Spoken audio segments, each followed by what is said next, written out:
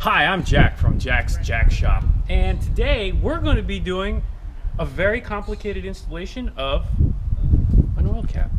So how are we going to do this today, Jack? Well, there's 1, 2, 3, 4, 5, 6 finishing bolts on this oil cap. This is going to have to be torqued in a diametric sequence before you actually install the cap. Otherwise, you could lose one of these very important fasteners. And the diametric sequence goes in 1, 4, 5, 6, it's right? diametric, right? So you don't want to over tighten them either. So I recommend a torque spec of about 3.2 nanocrunchers. Right. And we use a nanocrunch torqueometer for that. Right now it's out being calibrated. Okay.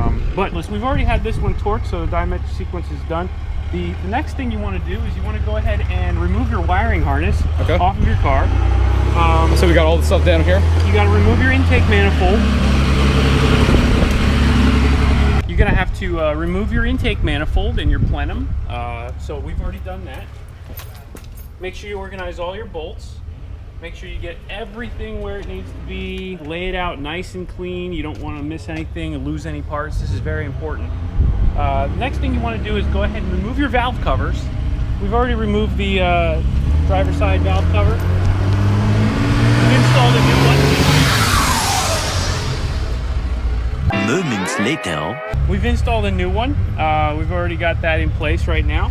So after you get all of your new valve cover in and everything is looking good, then you can take your pre-torqued, diametrically torqued oil cap and screw the f***er on.